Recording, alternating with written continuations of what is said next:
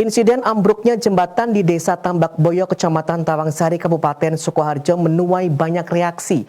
Dinas Pekerjaan Umum dan Penataan Ruang Sukoharjo menyebut jembatan bernilai 10,8 miliar itu masih menjadi tanggung jawab kontraktor. Dan berikut kita simak laporan reporter Brigita Zening.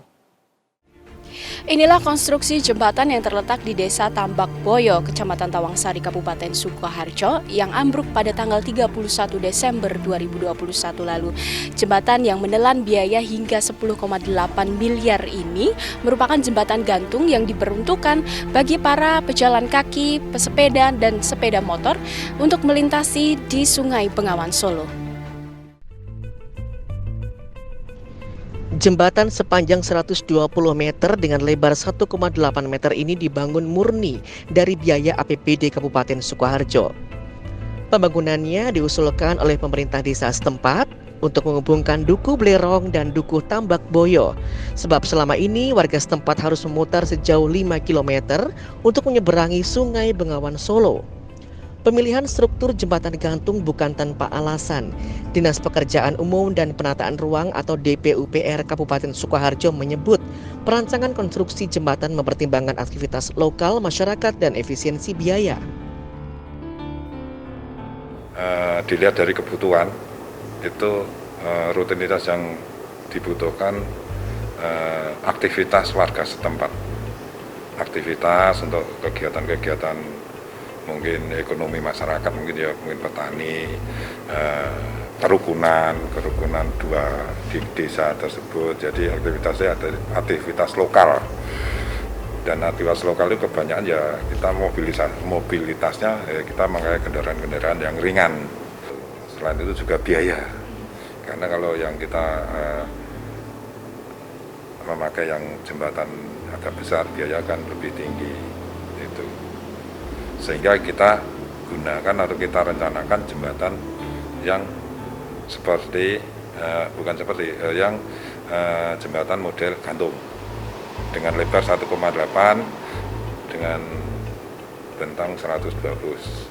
Kami harapkan itu sudah bisa membantu aktivitas warga setempat. Jembatan gantung ini dikerjakan oleh pihak ketiga yakni CV Tunjung Jaya yang beralamat di Jalan Bekonang, Karanganyar.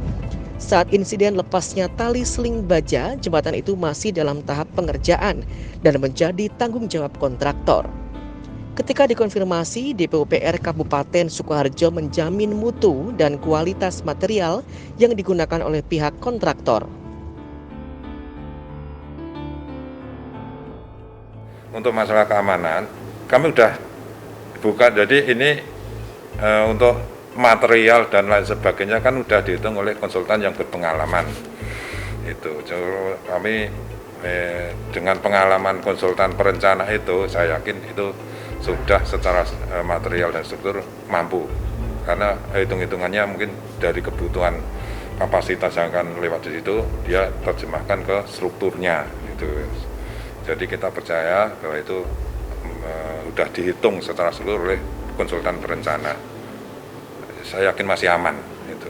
Iya, karena sudah ada perhitungan oleh perencana yang mungkin lebih ahli. Lantai jembatan gantung akan memakai plat baja yang dilapisi galvanis dengan metode celup panas yang mampu melindungi dari korosi. Struktur jembatan menggunakan baja yang dilapisi aluminium. Pihak DPUPR mengakui dari biaya 10,8 miliar itu, 70 hingga 80% dipakai untuk pembelanjaan baja, bahan utama jembatan gantung. Sisanya digunakan untuk pembangunan sarana dan prasarana menuju jembatan, seperti pembuatan pondasi dan jalan. Sayangnya, proses penyerahan jembatan dari pihak kontraktor pada pemerintah Kabupaten Sukoharjo harus tertunda lantaran pembangunan yang belum selesai di akhir 2021. Nahasnya terjadi insiden ambruknya jembatan ke sungai saat para pekerja melakukan pengecekan baut dan tali seling penahan jembatan.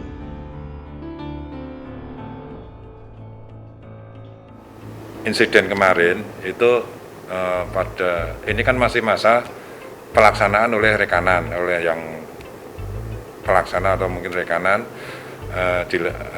untuk kegiatan terakhir sebelum dilakukan penyerahan. Itu ada setting chamber.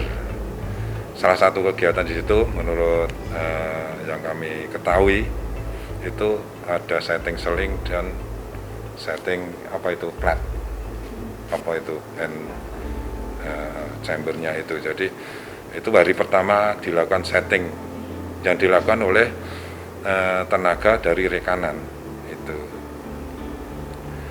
Mungkin karena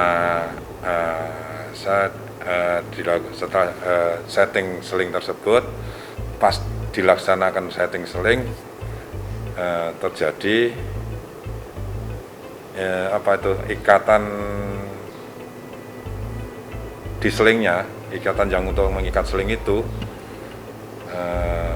ada pengencangan atau pengendoran kayak gitu terjadi. Seling itu lepas. Jadi istilahnya mungkin yang beredar putus, tapi kami di sini tidak ada yang putus, tapi lepas ikatan selingnya lepas, sehingga dengan ikatan seling yang lepas konstruksi jembatan itu jatuh. Jika dibandingkan dengan konstruksi jembatan Giripasang di Klaten yang memiliki konstruksi sama dengan biaya 5 miliar, kepada bidang Bina Marga di PUPR mengonfirmasi konstruksi jembatan berasal dari bantuan Kementerian PUPR sehingga tidak dibutuhkan pembiayaan belanja bahan jembatan. Sementara yang kalau kita Tambak Boyo ini kita mulai dari bangunan bawah tadi, fondasi, jalan dekat dan sebagainya, termasuk dalam pengadaan rangka baja untuk jembatan itu. Sementara yang di Giripasang kita menurut informasi yang kami terima itu di sana memang sama persis bangunan, ada bangunan fondasi, bangunan bawah, juga ada konstruksi jembatan gantung yang mungkin bentangannya kurang lebih sama. Akan tetapi perbedaannya, rangka jembatan tadi yang dipasang itu adalah bantuan dari Kementerian PU. Jadi dia tidak ada pekerjaan untuk pengadaan jembatan. Tidak beli jembatannya, tapi jembatannya itu memang sudah di bantuan dari Kementerian PU, tinggal pasang.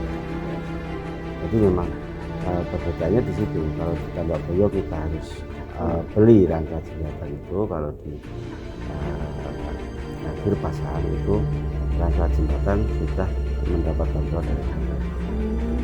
Selisih biayanya itu memang ada di pembelian dari rangka jembatan. Jadi yang di Giripasang itu jembatannya sudah dibantu dari Kementerian PU, tinggal pasang saja. Di sisi lain, pihak kepolisian Resor Kabupaten Sukoharjo juga telah menerjunkan tim untuk melakukan investigasi untuk melihat apakah insiden itu disebabkan oleh kelalaian kontraktor atau ada unsur pidana lainnya.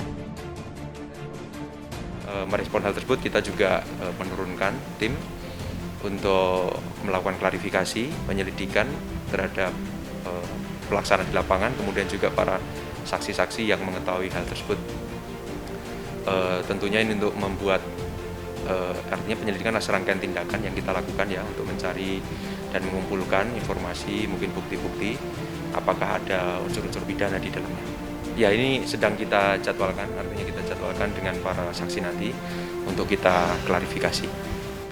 Kita sudah wawancara, ini belum masuk ke ranah penyidikan, kita justru masih mengumpulkan informasi-informasi baik dari lapangan, kemudian dari saksi-saksi pelaksananya, apakah memang ada istilahnya human error waktu itu ataukah memang ada kesalahan teknis dan sebagainya. Kita belum bisa menyimpulkan saat ini, tapi kita turunkan tim untuk melakukan mengumpulkan informasi terkait hal itu. Tim Liputan TA TV.